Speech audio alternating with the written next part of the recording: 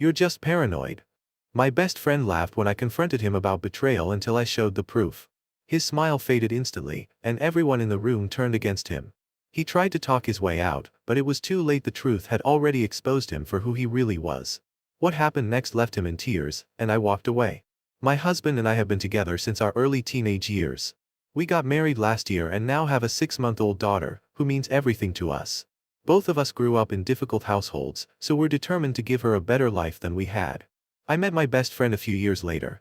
We used to live in the same neighborhood and gradually started spending time together. She still lives with her parents and siblings while working toward her bachelor's degree. At first, she didn't like my husband, claiming he was too clingy and tried to intrude on our friendship, something I found ridiculous. She remained polite to him only because we were in a relationship. For context, my husband has bipolar type 2, autism, and PTSD, which sometimes makes social interactions challenging for him. Despite this, I love him completely. Over the years, the three of us started spending more time together. She would come over for drinks, we'd go to the movies, and visit local attractions. My husband always made sure we had alone time as well. However, last year in January, my husband and I found out we were expecting. At the time, I was working in fast food and fell sick on the job. A visit to the doctor confirmed I was already 8.5 weeks pregnant. My priorities shifted as I prepared for motherhood, which meant I saw my best friend less often, and we didn't talk as much. About a month and a half later, my husband and I got married. That's when our dynamic changed. Recently, I enrolled in college to pursue a law degree, aiming to become a paralegal before moving on to law school. At the same time, I'm a stay-at-home mom, so my schedule is hectic. One day, my husband got a text from my best friend, saying she was upset and needed to talk. Despite my protests, he took the call and, moments later, told me, "Sandra, we need to go pick up Carla. Her dad is picking a fight with her." I was frustrated. We had just put our baby to bed and were in the middle of a movie. Still, we drove to her house, about 20 minutes away, and she spent the night with us. After putting our daughter back to sleep, Carla asked if she could cuddle with us in bed. I was hesitant because I struggle with claustrophobia due to childhood trauma. My husband, however, agreed, so we all settled in for the night. The next day, Carla's father apologized, and she returned home. Once she left, I confronted my husband. His actions were not only inappropriate but also completely disregarded my personal boundaries. Since then, whenever she has issues with her father, she reaches out to my husband, venting to him instead of me. One day, while my in-laws were staying with us, my mother-in-law overheard one of their conversations and asked if I was okay with it. I admitted that I wasn't, but whenever I brought it up, my husband got defensive, insisting that Carla needed support because she was struggling. It is important to note that my MIL was cheated on in the past by her ex, my husband's father. We are also extremely close, and she sees me as a daughter. She hates cheaters with a passion, and my husband, who I will refer to as James, was using the same excuses his father did. She asked to speak to him privately and walked to our living room. They got into a heated match and James apologized to me. He said he didn't know that it was hurting me and causing issues in our marriage. I asked him, how would he feel if I had asked him if another man could sleep in the bed with us? He kind of deflated and tried to say, "It's different. Blah blah blah." His stepfather, Mark, fake name, spoke up and said, "It is the same. You're uncomfortable with it. So is she. Quit with the excuses." James respects Mark quite a lot actually. Mark raised him since he was 8 and his own father was in and out of the picture. Once the dust settles, my husband truly apologized to me for his actions and said that he would do better. I kissed him and that was that. But of course, that wasn't the end of the issues. Lately, Carla has been calling my husband anywhere from 3 to 8 times a day. She claims it's just because she's bored and has no one else to talk to. I finally snapped. I confronted him about how casually he treats the situation, how he always answers her calls, how it makes me feel like an outsider in my own marriage, and how inappropriate it all seems. His response? "She's just lonely. You're overreacting." That night, I chose to sleep in the living room. I'm beginning to suspect that she's deliberately trying to monopolize his time. Every call lasts over an hour, filled with complaints about her life, as if she were his girlfriend instead of his friend. This dynamic is becoming increasingly concerning, and it's starting to take a serious toll on my marriage. I don't know what to do next. Any advice would be appreciated. Edit. Thank you all for the feedback. I've decided to have a conversation with him, and I'll involve his mom since he won't take me seriously otherwise. I'm exhausted from fighting about this. I'll go through all your responses more thoroughly and should have an update in a couple of days. Edit number 2. My husband and I sat down to talk, but his mother and stepfather weren't available. He assured me he would explain everything in detail. I reached out to Carla, and she agreed to talk on Friday when she wasn't busy with school. She said she had something important to share. Hopefully, I'll have an update by then. Edit number 3, this morning, I woke up to a text from Carla. She wants to talk tonight instead, alone, since her schedule changed. We'll be having a heart-to-heart. I hope I'll have some answers soon. Edit number 4, I need some time. I'll post an update later. My heart is breaking. My husband and I are getting a divorce. Thank you all for understanding. Additional comment from OOP. I left my job after discovering I was pregnant and became a stay-at-home mom. Contrary to what some might think, having an inheritance doesn't necessarily affect job status. My soon-to-be ex-husband works in construction and earns a good income. I had been working purely for my own satisfaction, being able to contribute financially. His uncle was financially well off but had no children, which is why my ex inherited the house. Before his passing, we had been planning to buy a home of our own. Update. This update is incredibly difficult to write. Everything about this situation is heartbreaking, and I don't know when, or if, I'll be okay. Right now, my baby and I are staying with my friend, Tanya. To start, James and I are getting a divorce. Carla is no longer a part of my life or our mutual friend group. The betrayal runs too deep for reconciliation. As many of you suspected, James and Carla have been having an affair. It began about 3 months ago and became physical just last month. Their plan was to wait until James served me divorce papers and then leave together. To cover it up, they pretended he was simply helping her through emotional struggles. I was devastated. Carla claimed she wanted to clear the air before things escalated further, but then she dropped a bombshell. James was planning to pressure me into giving up my parental rights so that Carla could adopt my daughter. His justification? My borderline personality diagnosis from a few years ago, which he believed would make the courts rule me unfit as a mother. She then handed me 2 stacks of paperwork and left. I'm reaching out to a lawyer as I write this. The pain is overwhelming. Many of you were right, Carla was never a true friend. She only confessed to ease her own guilt. But I refused to let my soon-to-be ex-husband manipulate me into giving up my child. After she left, I called James, furious and demanding answers. He just sat there in silence while I broke down, pleading for him to tell me what I did wrong. For context, my pregnancy and delivery were traumatic. I experienced severe complications, bled throughout labor, and required 2 blood transfusions. Even now, I haven't fully recovered. After giving birth, I was advised against any strenuous activity, including sex, for 3 months. James grew increasingly frustrated with the lack of intimacy and resented the number of doctor's appointments I needed. To make matters worse, I later had to undergo another procedure to remove retained placenta. Due to the risks, I had my tubes tied. If I were to get pregnant again, it could be fatal. James had wanted at least 2 more children, and this shattered his plans. I married a monster. We had been together since we were 15, and this is how he repays me? I thought I knew him. He acted so caring, so loving, but it was all a lie. My heart is shattered. I don't know if I'll update again, but if I do, it will be after the divorce is finalized. Right now, I need time to heal and adjust. There's no hope for a healthy co-parenting arrangement. I'm fighting for primary custody with supervised visitation. As for Carla, I will request a court order preventing her from having any contact with my daughter. Thank you all for your support and advice. I appreciate it more than I can say. Edit, I forgot to mention that I reached out to James' mother and stepfather, Mark, this morning. They were absolutely furious when they learned what he had done. Since I'm a stay-at-home mom and a college student, they are stepping in to help cover the cost of a lawyer. They've also kicked James out, so he's now staying at our old house with Carla. At the very least, he allowed me to collect my belongings without any issues.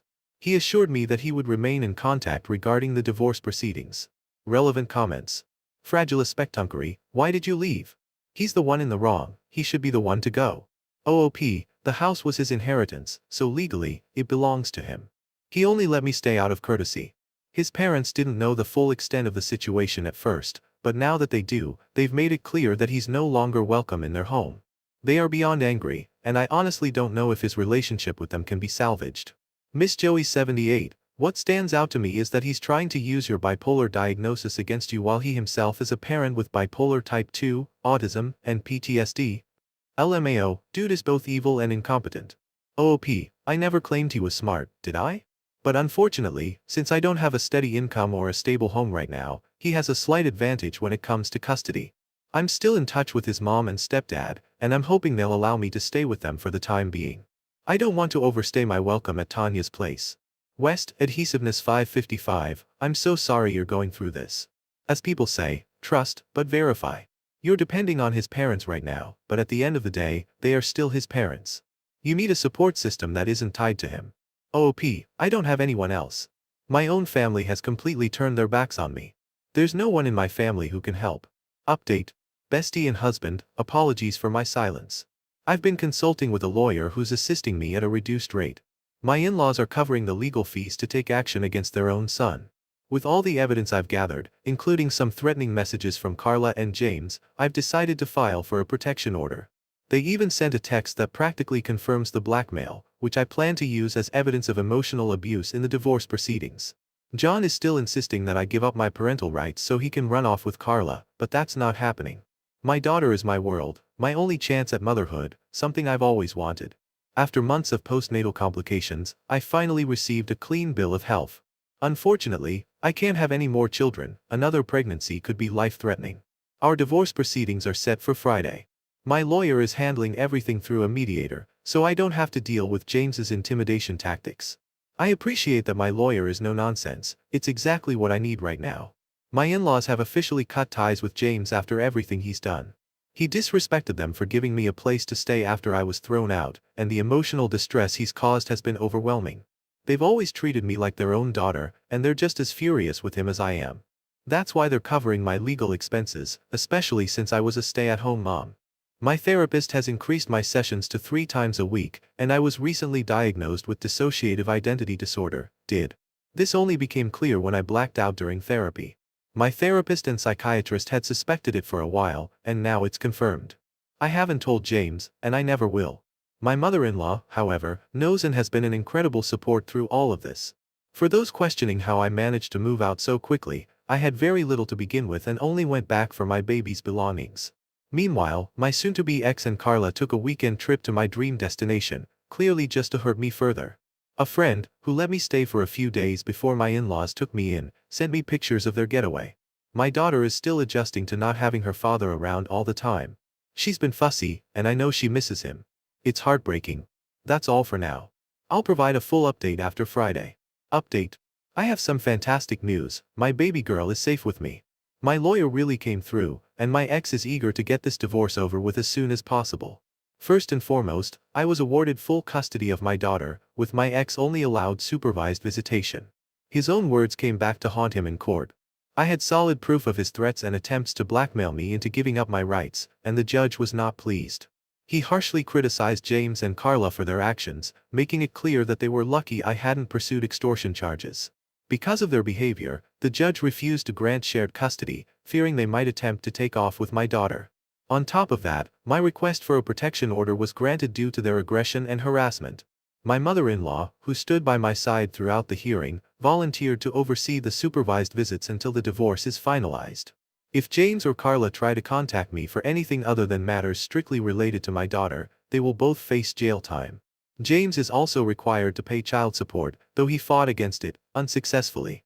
What hurt the most was what James said after court. Since he couldn't get primary custody, he now plans to petition to terminate his parental rights altogether. He wants nothing tying him to me, even if it means abandoning our daughter. Just like that, she's losing her father because he would rather pretend we don't exist than be a responsible parent. I also learned something shocking from Carla after the hearing. She confessed that she is infertile due to an illness she had as a teenager. She had desperately wanted a child and was determined to push me out of the picture so she and James could raise my daughter as their own. I was stunned. Then she had the audacity to ask if I was happy for tearing their family apart. I just stared at her for a moment. She was the one who tore my family apart. The urge to slap her was strong, but I held back. Because of her, my daughter is now losing her father. It breaks my heart. That's all I have for now. My next update will likely be when the divorce is finalized. Thanks for reading. Update. This update is a heavy one. Court was on Friday, and I wanted to let things settle before posting a couple of days ago. My soon-to-be ex-husband has been hospitalized. Carla called me this morning, despite the no-contact order, sobbing. James attempted to take his own life by overdosing on his medication, but she found him just in time. He was rushed to the hospital, and while the doctors are unsure how long he will need to stay, I'm hoping he recovers quickly. Even after everything he has put me through, he is still my daughter's father. Given the circumstances, I'm not pressing charges against Carla for breaking the order. This was an emergency. James is stable for now and will be transferred to another facility for continued care. A part of me almost feels sorry for her. I'm not sure when I'll be able to update again. There's a lot to handle right now, including arranging emergency care. Please keep me in your thoughts as I navigate this difficult time. Thank you. Update. I didn't expect to be back with an update so soon, but it has now been 2 weeks since my soon-to-be ex-husband was hospitalized after his suicide attempt.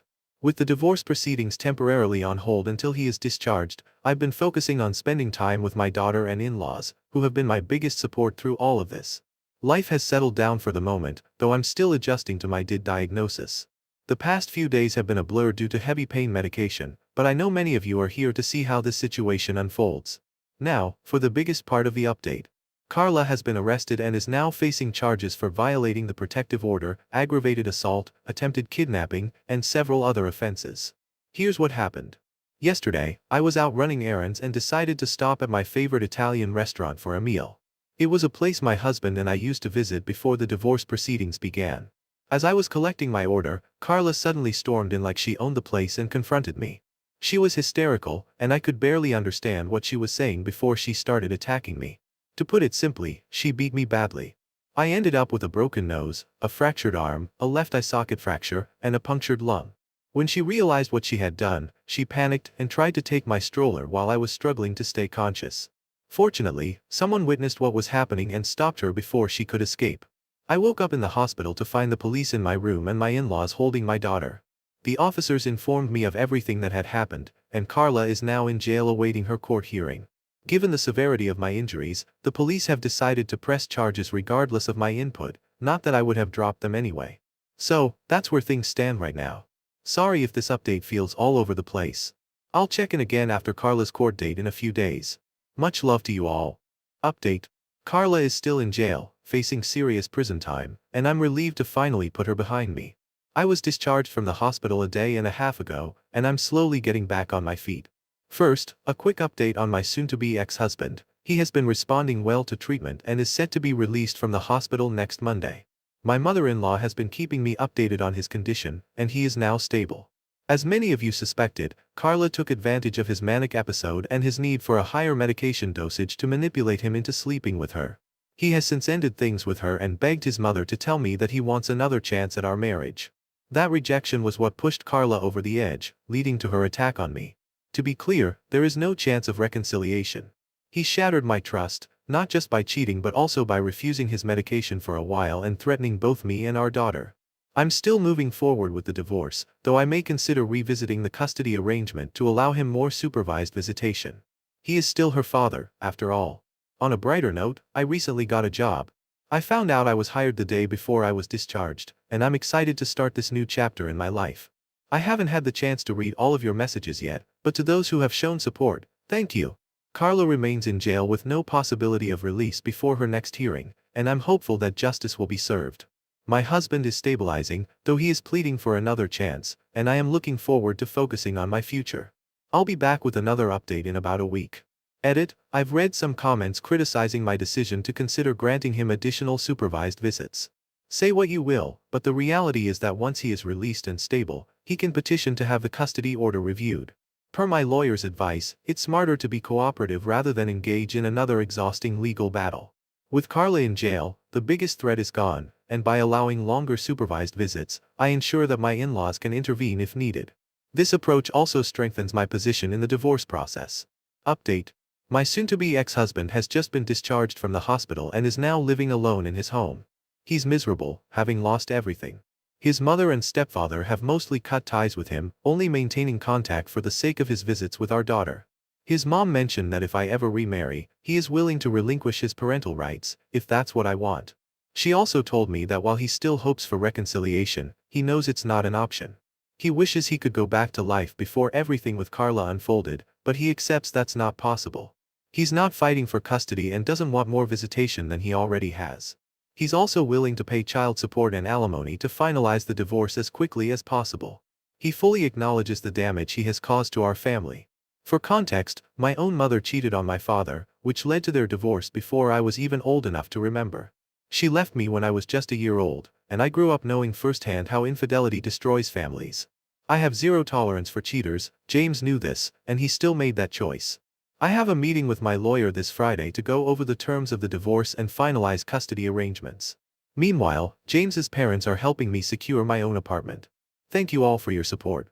I won't be posting another update until the divorce is finalized, which should take at least 3 more months.